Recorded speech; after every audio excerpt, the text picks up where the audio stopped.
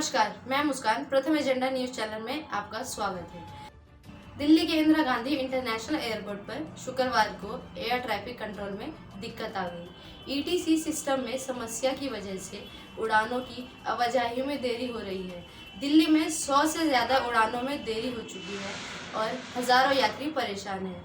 इसी बीच दिल्ली एयरपोर्ट की ओर से जारी एक बयान में बताया गया है कि एयर ट्रैफिक कंट्रोल सिस्टम में तकनीकी दिक्कतों की वजह से आईजीआई एयरपोर्ट पर विमान संचालन में देरी हो रही है। समस्या को दूर करने के लिए टीम सक्रियता से काम कर रही है। तो वहीं इस वक्त हमारे साथ स्टूडियो में मौजूद है हमारे संवाददाता हनी महाजन। चलिए हम आपको ले चलते हैं। हनी, इस वक्त ताजा हाल क्या है?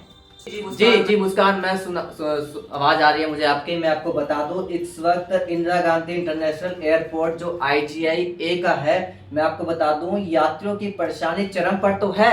यहाँ पर यात्री लंबी प्रतीक्षा भी कर रहे हैं। मैं आपको बता दूं, लगातार जो हमारे पास खबरें आ रही है, लगातार उड़ानों में देरी, अचानक डायवर्जन ने हजारों यात्रियों की हलकान कर दिया गया है। यात्री 7 नवंबर जो है एयर ट्रैफिक कंट्रोल सिस्टम में तकनीकी खराबी के कारण ये देखने को मिली है। मैं आपको बता दूं, इस वक्त 100 से अधिक फ्लाइट में देरी हो चुकी है और इससे हवाई यातायात में भारी विरोध पैदा हो गया है। इसके चलते यात्री अपनी गतिविधि पर सही समय से नहीं पहुंच पा रहे हैं। अलग चीज मैं आपको ये भी बता दूं, जो हमारे पास अपडेट आ रहा है, एयरलाइंस कंपनी लगातार फ्लाइट्स का अपडेट दे भी रही है। ना तो विमान उड़ रहे हैं और ना ही कुछ अपडेट दी जा रही है।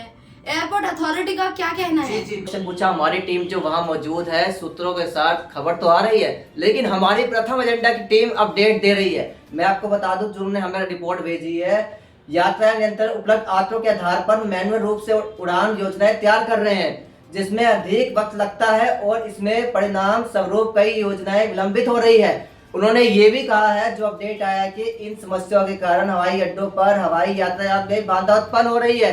और दूसरी बात मैं आपको बता दूं कि अधिकारी इन समस्याओं के समाधान के लिए काम भी कर रहे हैं। विमानों की जानकारी उपलब्ध कराने के लिए वेबसाइट के अनुसार दिल्ली के हवाई अड्डों पर उड़ानों के प्रस्थान में लगभग 50 मिनट की देरी हो रही है।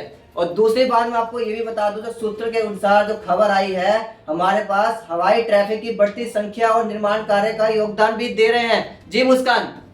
जी, कंपनी ने कुछ बताया कि दिल्ली के एयरपोर्ट के अलावा और किस एयरपोर्ट पर? जी हमारी टीम लगातार कंपनी के संपर्क में भी है। मैं आपको दिखा दूं, जो कंपनी की तरफ से जो अपडेट आया है, वो इंडिगो ने बताया कि ये ट्रैफिक कंट्रोल एटीसी सिस्टम में तकनीकी खराबी कारण हुआ था, जो दिल्ली हवाई अड्डे पर उड़ानों के संचालन में फिलहाल देरी तो हो रही है। लेकिन मैं आपको बता दूं, इसका जो मेन मुद्दा है, सूत्रों ने यह भी बताया कि उपलब्ध नियंत्रण आंकड़ों के आधार पर मैनुअल रूप से योजनाएं तैयार हो रही है।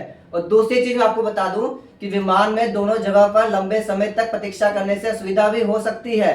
और हम आपको धैर्य रखने के लिए भी कहते हैं। साथ साथ कंपनी का ये भी कहना है कि उन्होंने तहे दिल के उनका भारी व्यक्त भी किया है। दूसरी तरफ मैं आपको बता दूं कि हमारे क्रू और ग्राउंड टीमें सक्रिय रूप से आपकी सहायता कर रही है। ये कंपनी का मैसेज है, कंपनी की तरफ से ये ट्वीट किया गया है। उनका ये भी कहना है, कृपया आश्वस्त रहे कि हमारी क्रू और ग्राउंड टीमें सक्रिय रूप से आपकी सहायता कर रहे हैं और आपके इंतजार को संभव सुगम बनाने की पूरी कोशिश कर रहे हैं। अपनी उड़ान के बारे में अपडेट के लिए हम आपको हमारी वेबसाइट में प्रोत्साहित करते हैं। आपकी निरंतर समझ के लिए उन्होंने धन्यवाद भी कहा है।